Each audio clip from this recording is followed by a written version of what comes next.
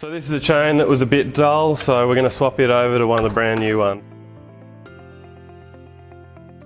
As you'd imagine, this is the 20-inch bar, so we'll be replacing it with the 20-inch chain that we just created. So loosen off these bolts, and then we'll take the side cover off. You don't always have to do this, but it helps to get the chain off. Sometimes we just loosen the chain tensioner, and then it'll just pop off nice and easy. Once we've got the bar off, take the old chain, and as a company we'll put it on a rack and sharpen it again. But depending on how dull it is, it might be worth it. It might just be worth throwing out. So to position the chain again, we'll put the bar on and sit it there lightly. Grab our new chain, sit it over the sprocket and the bar. And because we loosened that chain earlier, it should go on.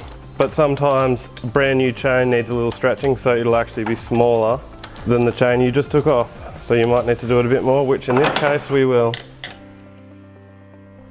So loosen that chain tensioner again. Now that we've loosened it all the way back to the pin, that should sit on nicely when you get that in the groove, which it is now. And then I just like to pin that there, slightly tension the chain, but you're not doing that the whole way until you get these on. Side cover back on. Now I do it up as tight as I can with my fingers, and then I'll tension the chain, which at the moment it doesn't look too bad. And on an old chain, you'd be pretty happy with that. Because it's a bit new, I'm going to do another quarter turn, make sure the brake's off, and I'll run it a few times. If that tension's still there, how I like it, then I'll go on and finish tightening up the bolts. You don't want to over tighten them, but just enough. Alright, so now we've got it on. We're pretty happy with the tension. The way I check it is I'll grab the chain and pull it down. If you can see a few of those teeth, that's about right.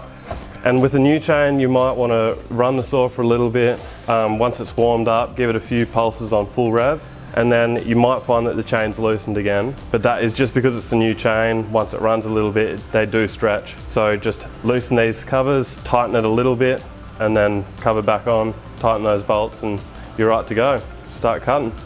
Yeah, I'll see you guys next time for another video.